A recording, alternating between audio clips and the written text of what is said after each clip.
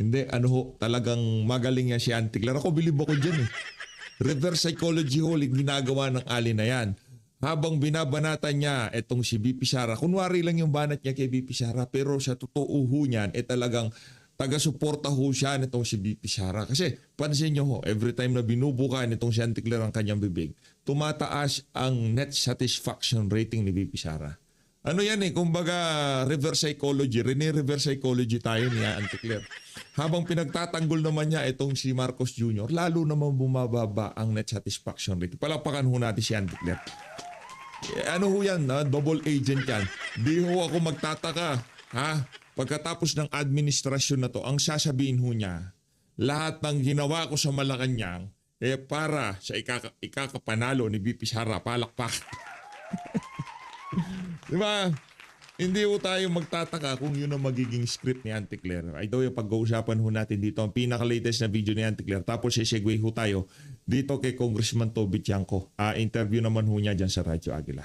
ASPN. Sa like at sa subscribe. Masaya na ho tayo dyan sa mga sumali sa ating community. Yung join button nandyan lang ho sa baba. Unahin na ho muna natin ang ating double agent sa Senado. Huwag ho kayong magtaka kung sa pagpasok ng susunod na administration, sasabihin nitong si Auntie Claire, hindi naman talaga ako loyalista. Hindi naman talaga ako dilawan.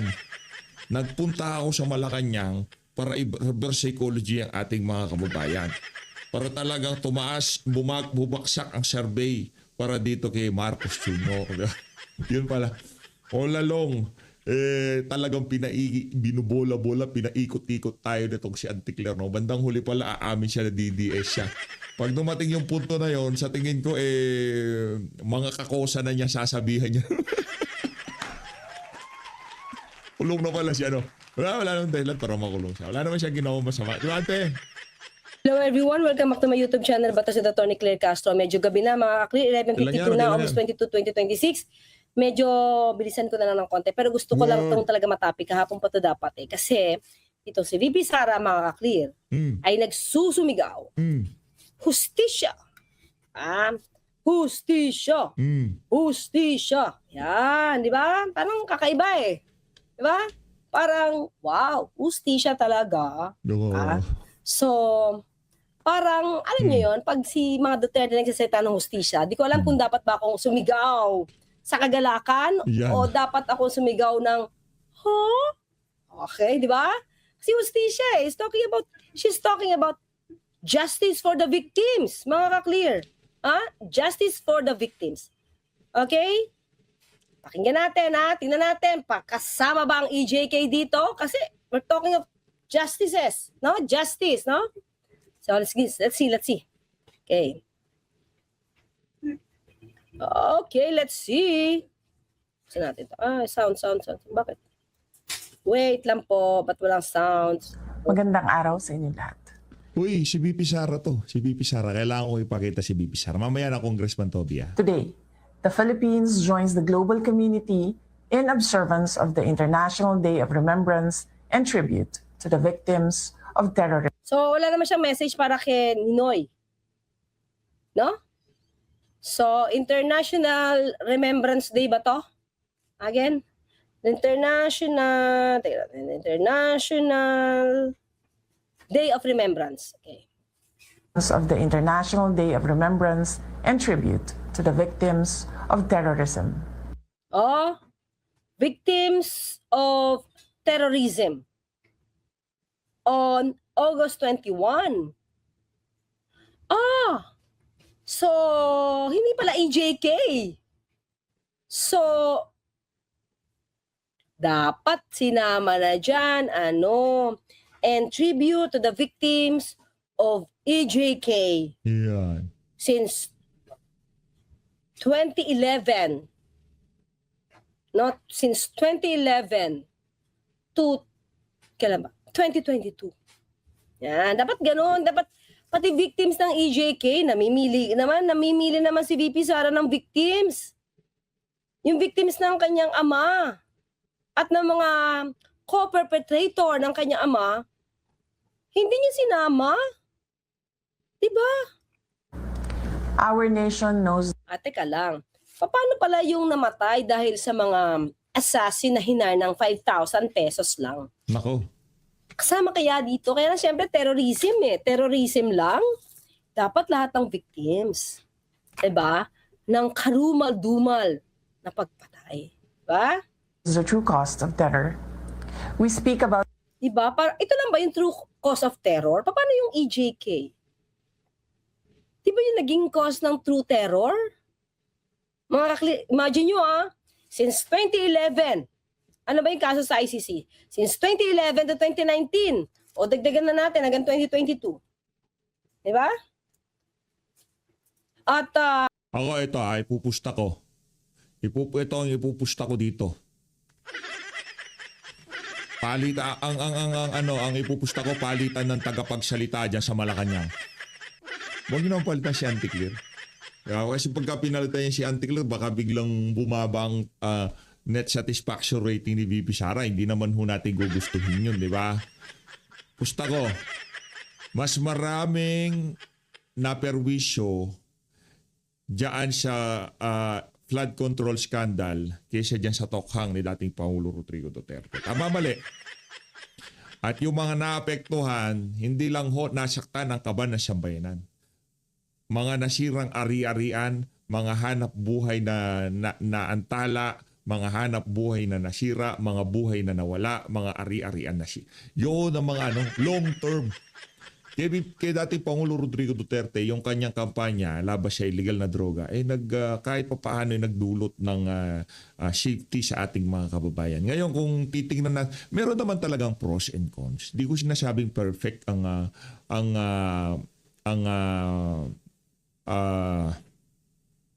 war on drugs si Tatay Digong. Ang sinasabi ko dito, marami nakinabang doon sa ginawa niya na yun. Nagkaroon ng confidence ang ating mga kababayan na maglakad sa kalsada. Nagmahal ang presyo ng droga, hindi kagaya ngayon, presyong bangketa. Kahit sa tindahan, balita ko, makakabili ka na naman dyan sa Albuera. Biglang napunta sa Albuera. Dati kasi sari-sari store lang yan. Alam yung paminta, di ba yung paminta dati naka-stapler lang yon. Parang ganun nung droga nung panahon ni Panot. Ngayong panahon nitong si Marcos Jr., ganyan na naman ho ang senaryo natin. Kaya kawawa talaga sa bayan ng Pilipino. Nakakalungkot itong isipin na nandito tayo ngayon sa estado ng ating bansa na hindi malaman itong mga politiko na to kung paano nila nanakawin ang kaban sa bayan ng Pilipino. Di ba, Auntie Claire? Ito, tandaan natin Mismo si Top 1. Puristo. Oh. Bakit nga ba siya top 1? Nadinig ko kasi top 1 daw siya sa exam. Diba? Sa exam bilang graduate ng criminology. Kaya siya top 1. Okay? Sa exam. Board exam. So, inamin niya, mga ka-clear, totoo daw yung nangyayari na yung mga pulis ay ini-encourage pumatay. Nako. At kapag Top 1 hindi ginawa, hindi pumatay, Top 1 sila yung pwedeng ganon. Sabi ni Top 1. Kayo iba, maraming nag-resign. Maraming umalis. Baka nag-resign si Top 1 kasi nung panahon naman ni Tatay Digong ganyan naman talaga, di ba? Top 1 ng ibang bansa na lang. terrorism from the ground of its actual impact, from the communities long affected by local insurgencies and violent extremisms. Diba? So, bakit ang nire-recognize lang niya yung terrorism? Diba? When we talk about justice, lahatin mo na. Diba? Lahatin mo na. Kasi ang issue ngayon sa ICC yung maraming pinatay yung panahon ng iyong ama. Hindi lang nung siya ay presidente, kundi pati nung mayor siya. Diba? So, at that time, ito inisip ko mga kaklira, at that time na mayor, si VP Sara, si 2011 2011 to 2019 yung sa ICC. So, nang ginagawa ito sa Davao, Hindi, dapat sana, Auntie Claire, bago ka bumanat ng ganyan, meron lang nag-send itong video na to sa akin. Dapat sana sinabayan mo yan ng ebidensya. Hindi pwedeng laway-laway lang. Hindi tayo maaari dyan. Kasi mapanggang sa ngayong mga panahon na to, yung ICC na yan, hirap na sa paghanap ng ebidensya laban kay dating Pangulo. Ang kanilang tanging ebidensya ay yung mga pronouncement ni Tatay Digong. Mga hyperbole naman yun, di ba? Alam naman natin na medyo dirty talaga ang bibig ni Tatay Digong. Pero kahit na gano'n na sinasabi niya, gusto niya lang lagyan ng emphasize yung kanyang mga talumpati para makatch niya yung atensyon ng mga kababayan natin. Kasi kung ano lang siya, teleprompter lang siya, hindi siya re-respetuhin ng mga Pilipino, di ba? Pagka kahit ano yun naging kultura na rin niya sa eskwelahan, di ba? Yung mga batang 90s talagang pag nagsasalita ang guro, pag di ka nakinig, lilipad yung yung eraser o kaya chalk naman 'yon. Di ba? Ganun yun buti nga hindi pinapalipad ni Tatay Digong ang mic Nasa kultura na ba ng mga Pilipino, dapat pagka magsasalita ka, para malagyan mo ng tiin yung sinasabi mo, kung di ka magpatawa, dapat makuha mo yung kiliti ng mga manonood sa'yo, o kung di naman makuha ang kiliti, dapat makatch mo attention nila sa ibang kaparaanan. At yun ang ginawa ni Tatay Digong. Kaya hindi porket sinabi ni Tatay Digong na, ganito yan ha, sinabi naman niya, pagka naglaban kayo, talagang todas kayo. Simple. Naglaban. Ayun. Tigok. Ika nga, di ba? Hindi tayo pabor dyan sa pagkitil ng buhay. Pagkuha ng buhay. Hindi mo tayo pabor dyan. Pero pagka linabanan mo ang authority nga yun, otoridad nga yun, di ba? Di ba? Pag linabanan mo ang mga tagapagpatupad ng batas, merong consequences. At isa sa mga consequences, maaari kang hindi ko sinasabi na okay yun. Wala ho tayo doon. Hindi natin sinasabi na okay yun. Pero alam mo na pagka linabanan mo ang pulis, may ginagawa ka mali, kunyari nang hold up ka. Tapos meron kang dalang armas, itinutok mo sa pulis yan. Sinabi niya, itaas ang kamay. Hindi mo tinaas ang kamay mo. Alam mo na ang mangyayari sa'yo. Pabor ba tayo na gano'n na sapitin ng mga individual na gumagawa ng krimen? Hindi naman ho tayo. Hindi sa pabor o hindi pabor. Pinapatupad lang ng mga pulis ang kanilang mga trabaho nung panahon ni Tatay Digong. Ngayon, sa sobrang lala ng kriminalidad, kung yan ang ika nga isa sa mga magiging resulta, wala ho tayong magagawa. Kasi kung hindi naman natin gagawin yun, ang mga ordinaryong Pilipino naman ang kawawa. Anyway, maraming salamat, Auntie Claire. Alam ko naman na yung ginagawa mo na yan para sa mga Duterte. Dito ho tayo kay Congressman Toby Tiangco. Swansing at saka ikaw kasi okay, Kong Toby, napatawag kami. I was watching the news the other day. Nakita ko yung sagutan ninyo ni Congresswoman Swansing at saka ikaw kasi hinihingi mo na sabi mo nga na bakit lahat ng mga ahensya hinihingi natin, 'di ba, line by line yung kanilang budget. Pero bakit pagdating sa Kongreso, na lang, kumbaga bulk na lang yung kabuuan na lang na budget. Walang line by line item. So, tapos syempre nangangatwiran si Congressman Mika, pero sa huli parang hindi kayo pinagbigyan. Ano ba talaga ang SOP? Ngayon lang ba yan nangyari na hindi pinapakita ng Kongreso ang line by line? Or dati na talaga? Kumbaga na lang? Okay, ganito, Pati. Sige, okay. Marami kasing nakasanayan yung Kongreso ng mga bad habits na dapat baguhin. Ayun. Kung talagang gusto natin ng transparent, mabawasan yung corruption, kung gusto natin mabawasan yung corruption o end corruption, there are two things necessary. One is transparency and number two is accountability. So you cannot hold people accountable kung hindi transparent, di ba? Okay. Hindi naman pwede lang gawing katwiran yung nakasanayan na. Because, di ba, nakasanayan na ng Kongreso na yung BICAM hindi open sa lahat. Di ba? Small committee. Hindi mo na. Yung mismong BICAM. BICAM. Di ba? So, nung nagkaroon ng corruption issue, ang ginawa is inopen, denied stream yung BICAM, correct? Okay, yes. Okay. BICAM on the budget. When in fact, all other BICAMs except the budget, live streamed yan. Dati, ang BICAM ng budget lang ang sinisikreto. So, ang ginawa natin, because of the corruption issue, ginawa natin, live stream yung BICAM. Okay, so nagkaroon ng reform. Last year, pinaglalaban ko na tanggalin yung small committee, if you recall. Noong una, ayaw nila. Tinututulan nila ako na tanggalin yung small committee. Nakasanayan din yan. Okay. So, nung tinanggal naman yung small committee, nagkaroon ng budget amendment subcommittee, no? So, nakasanayan din yan. So, tinanggal natin.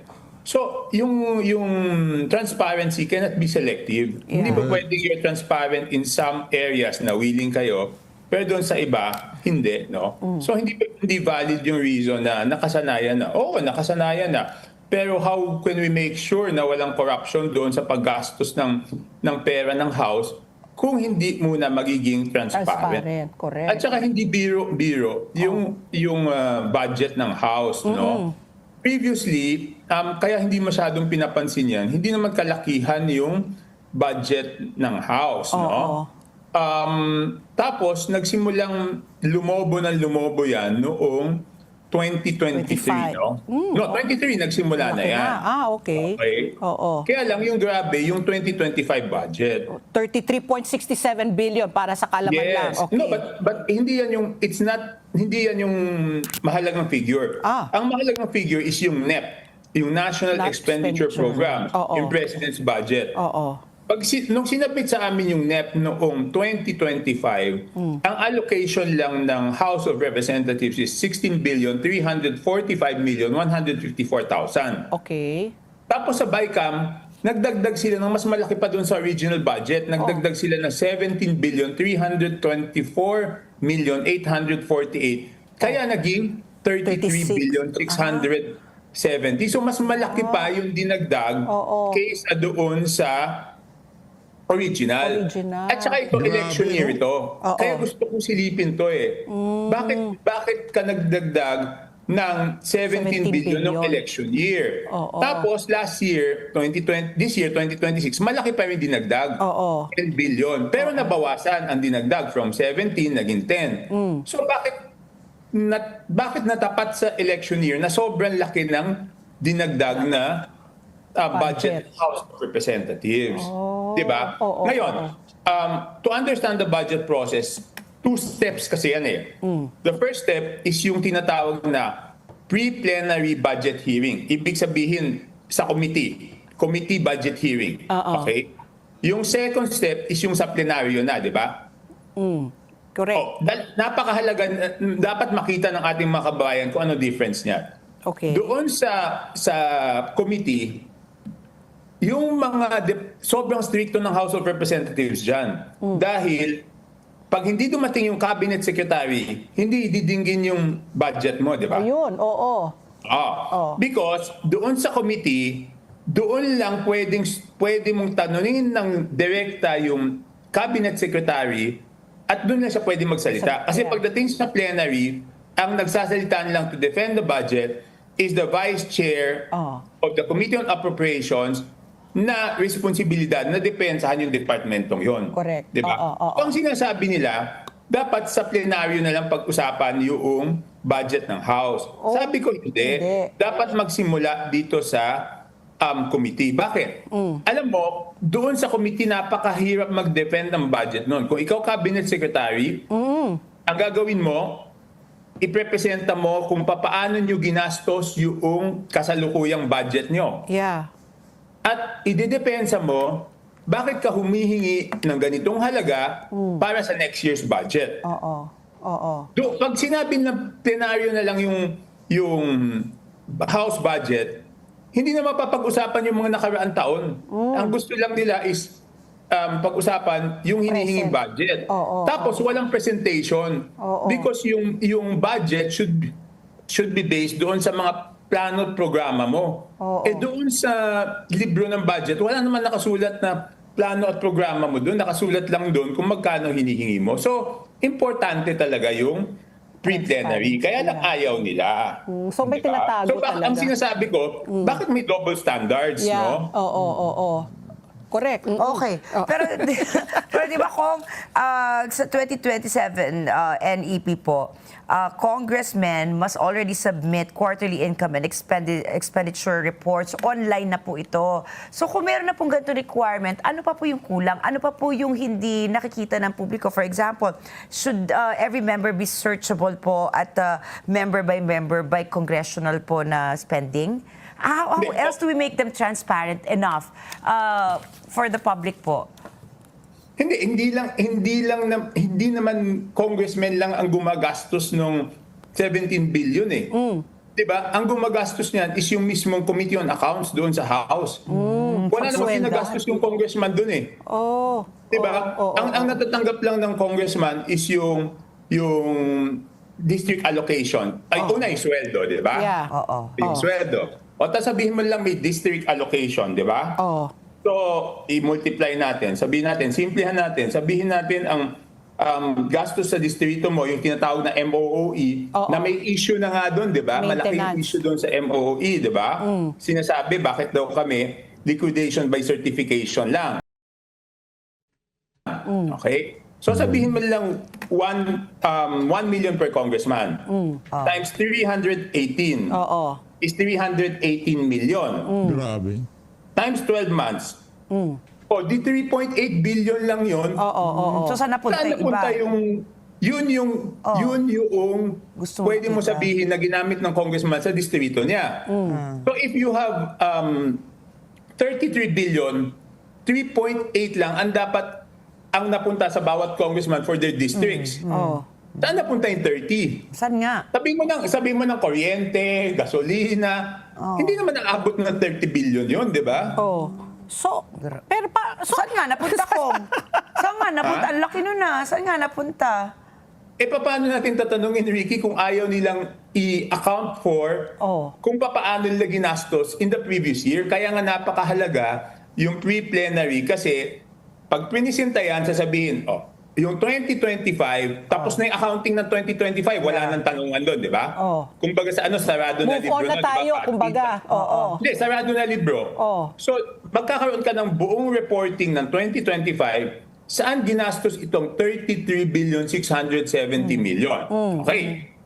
So, pag nasagot mo saan mo ginastos yung 2025, 33,670 million, yung 2026 naman na 27,702,099,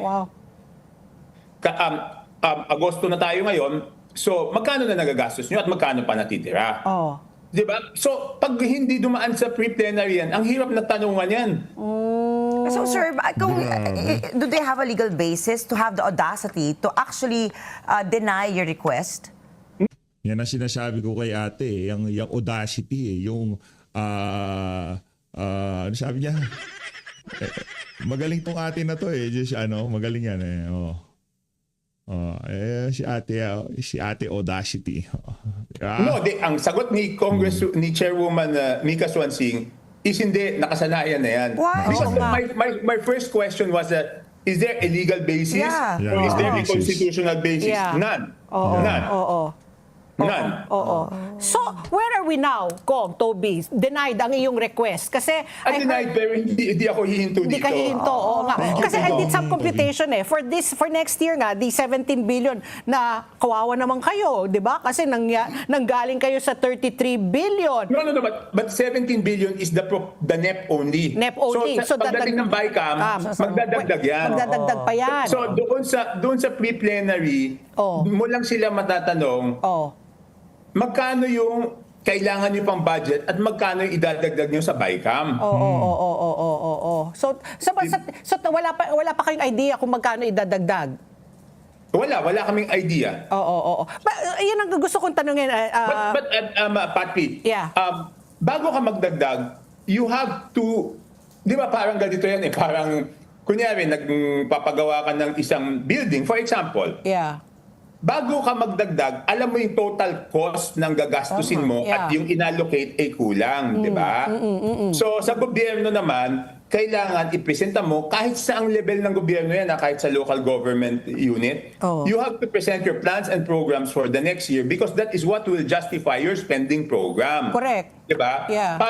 Parang yung bawat departamento na dumadaan sa amin, sasabihin nila ano yung mga programa, serbisyo na gagawin nila for the next year. Yeah. Kaya nila kailangan itong pondon to. Yeah, di ba? ma-justify. So Correct. dapat may presentation yon. Hindi basta numero lang na nakita doon sa NEP na ayan yung kailangan eh. Di ba?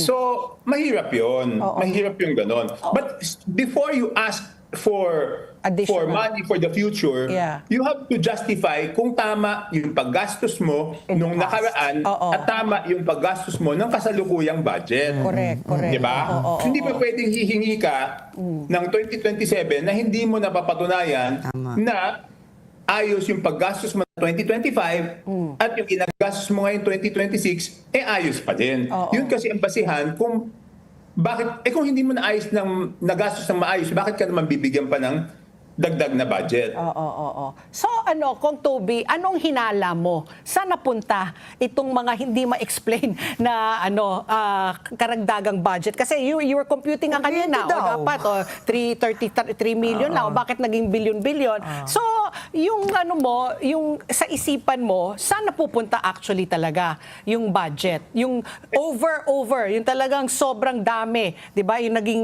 33 billion nga. Sabi nyo nga, ito sa election year. So yan ba ay napunta sa iilang distrito lang para po, ewan ko, mamahagi ng pera, tupad, or vote buying? Saan po nakikita ninyo ginagamit? Hindi ko kasi malalaman Pat P, and I cannot, Speculate. ayoko maghinala, no? Oo. Kaya nga, ang gusto ko, ilabas nila. Oo. Ang hinala ko lang is, pag ayaw mo maging transparent, may tinatago ka, di ba? Oo. What is the issue? I cannot think of an issue. Bakit ayaw mo? Di ba ang sagot niya sa akin, isipin mo ang sagot niya, tatanong sa leadership. Yeah. Kay Wala speaker. kalukuhan yung tatanong sa leadership eh. Oh. Yung pagtatanungan niyang dalawang tao na handun naman sa Congress nung araw na yun, di kung gusto niya talagang masettle Tanong. ka agad yan, Oo. hindi, sasabihin lang niya, session suspended. Oo. Tanungin natin si Speaker. speaker o tanungin natin si majority leader. Oo. Simple, di ba? Oo. So, ibig sabihin, ayaw. But I am not giving up on this because remember nung pinaglalaban ko yung tanggal ng small committee at the last year, una ayaw nila Oo. O later on napilitan na rin sila, 'di ba? So dapat magkalampag tayo. Dapat you should do a rend around sa media para talagang manawagan, mahiya talaga sila at dapat na nila ipakita. Kasi nakukuha sa public opinion at saka public pressure Because now nga, like Ricky nga said, 'di ba, hindi pa nga nasosolve yung flood control scam. Tapos here you go again, meron kayong tinatago, tapos kayo na naman ang magbebenepisyo. So dapat mahiya na talaga. Correct? Yes, and there is again paano ma-resolbahan yung corruption? Dapat may transparency at may accountability. You will not be able to hold people accountable kung walang transparency. So, maliwanag na maliwanag yun.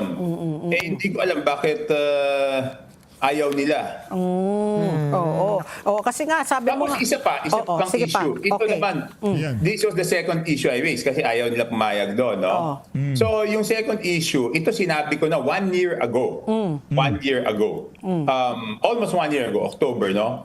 So sabi ko, ilabas nyo yung budget per district. Total budget per congressional district and total budget per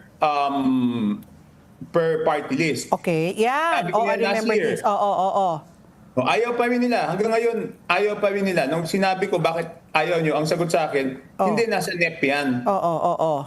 Yung NEP ng DPWH lang is 772 o 722 pages. DPWH lang yun.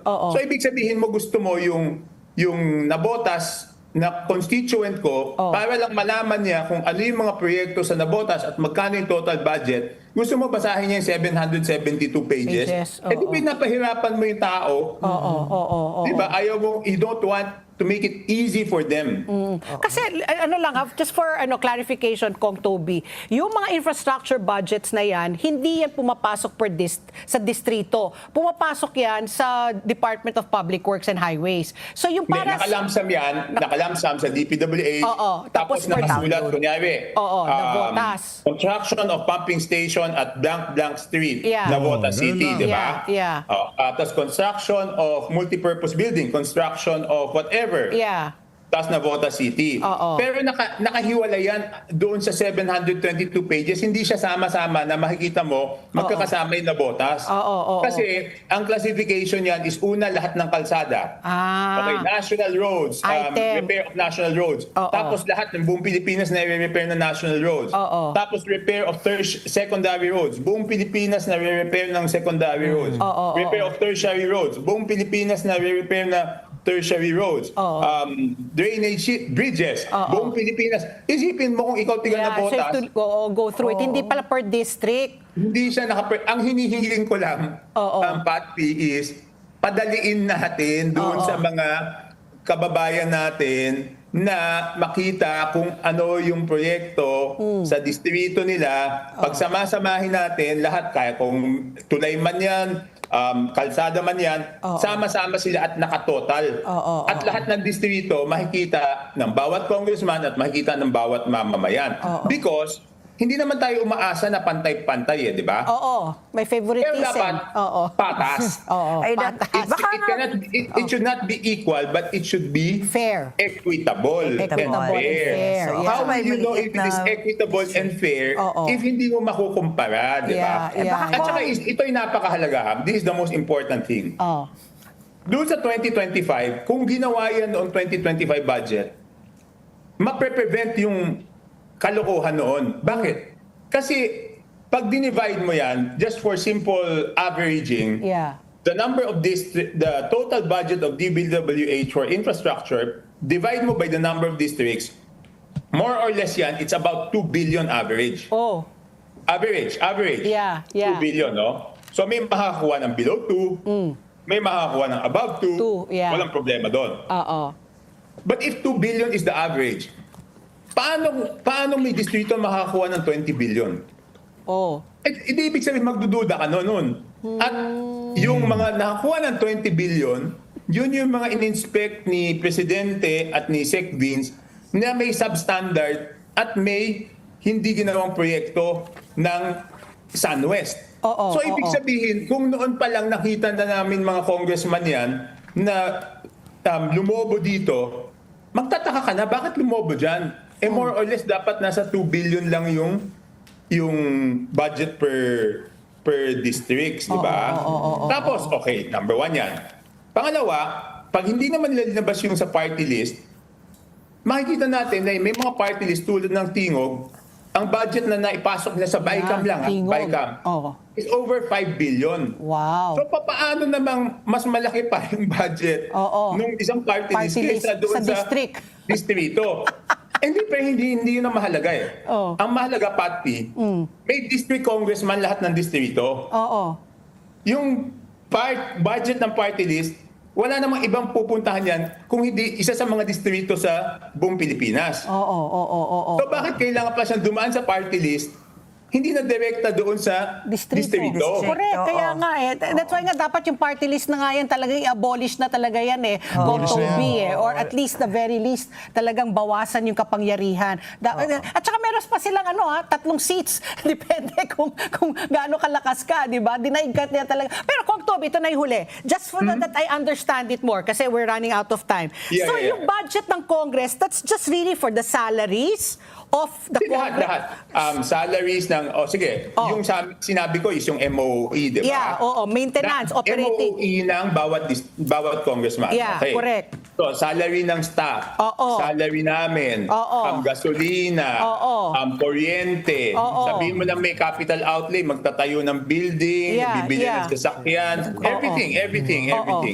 Pero how can you, ma-imagine mo hindi ko ma-imagine paano gagastos ng 33 billion.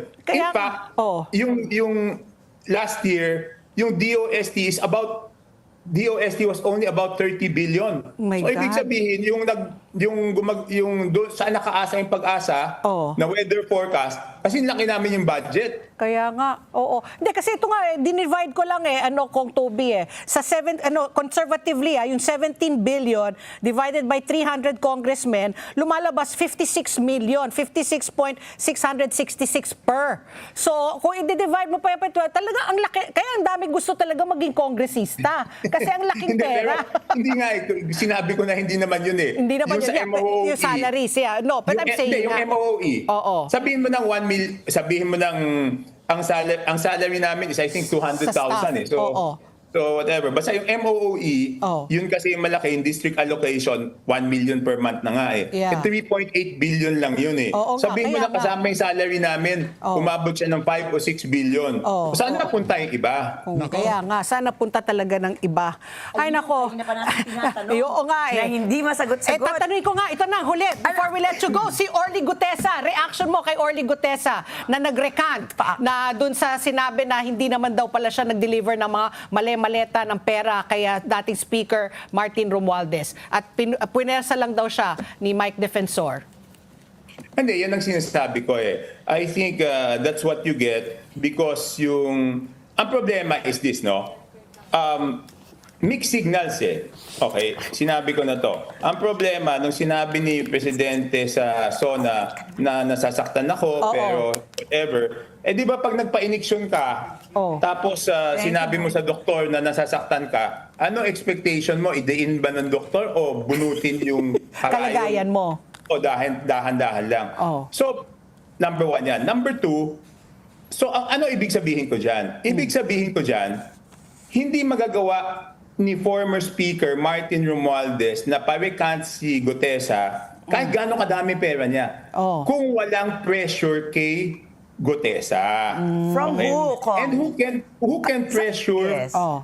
Gutesa? Oh. It is someone with influence and power. But I'm not saying it's the president. I'm saying that naniniwala ko may mga tao na nakapaligid sa kanya Oh.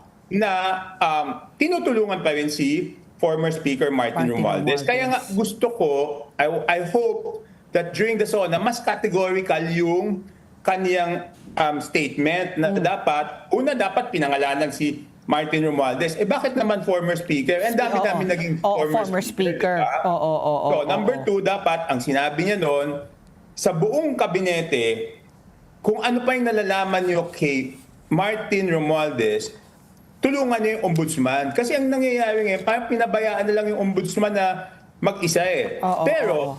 ang nakikita natin, pagkalaban sa politika, it's the whole of government that is looking for evidences against kalaban sa politika. Diba, accountability, hindi pa pwedeng accountability para sa kalaban, hindi accountable yung kakampi, di ba? So, yun lang yung naman yung point ko eh. Nako. Kasi baka yung iba, nasaktan, ano ba gagawin natin? Baka hindi lang masabing tulungan. Tulungan na lang na, di ba hindi maliwanag yung mensahe doon sa executive branch. Siyempre, yung ombudsman, hindi niya pwedeng utusan. Pero yung executive branch is under him. Dapat inutusan niya na lahat kayo, tumulong kayo maghanap ng ebidensya. Correct. Ay, nako. Alam mo, Kong Toby, pag ikaw kausap namin, nalulungkot kami at bitin. Oo nga, bitin, Kong. Nalulungkot kayo. Alam ko yung iba dun sa Malacanang nagagalit naman sa akin pag kinakausap mo ko. Kong, iba lang ba o lahat na? Baka lahat na. Yun na nga, Baka lahat. nagtataka nga ako, Kong, meron ka pa bang budget? Pero buti na lang nga, maganda sa distrito mo, walang baha ngayon. Now, we had Mayor John Ray 2 weeks ago at the height of the flood. Sabi niya, flood-free ngayon ang navotas. O, buti, Yes, I think it just shows that doon sa amin, yung budget is Spent well spent. properly. diba? Yeah, well I just have to say this, ha? Even si Sec Vince pumunta doon. Oo. Kaya nga sabi ko nga, Kong, di ba, kayo napapaligiran kayong katubigan, pero ito, I just have to say this, and thank you again. During the pandemic, nung pandemic po, natandaan nyo yung biglang binagyo, inulan yung Cagayan Valley. Navotas ang nagpadala ng mga boats all the way to Cagayan to rescue yung mga naiwan sa ibabaw. Kaya sabi ko nga, ang galing din ng Navotas. Hindi lang yun, sila. Ricky. Hindi Pang-presidente ba? Pang-presidente ba? Itong mukhang barbidal na reporter dyan sa ano. Pang-presidente ba itong si Congressman Toby? Bantay kayo ha. Hindi na kami pinaliligiran ng tubig. Yung tubig na nakakapaligid sa amin, mas mataas kaysa dun sa kalsada Sa namin. kalsada. Oh, di ba? Yun na nga. Oo. Pero ang maganda sa inyo, Kong, wala kayong crocodile. Kaya wala rin kayong baha. Walang crocodile. Hindi, Wala basta kayong as long crocodile as- sa ito may Navotas. caveat naman dito. Oh. As long as ayos yung navigate. That's why Ayan. every Yun na time, nga, pag-usapan natin sinasabi sa ko kay Sec susunod, Vince, Kong. Oo. sinabi ko na kay Sec Vince, paggawa na yung pangalawang navigate. Kasi kung titignan yung navigate, unang-una luma na siya, Yeah. may mga abnormal sounds. Pangalawa, naapawan na siya ng tubig. Oo. At hindi naman kami magician, no? Hindi naman namin kayang pigilin yung tubig kung tira yung Hindi kasi yung Moses, navigate, ipapart yung Red Sea. Di ba? Ako ang Toby. Ayun na nga mga kababayan. Maraming salamat po sa pag-support sa Page Update. Mag-ingat po kayo lahat. Natin Pilipinas.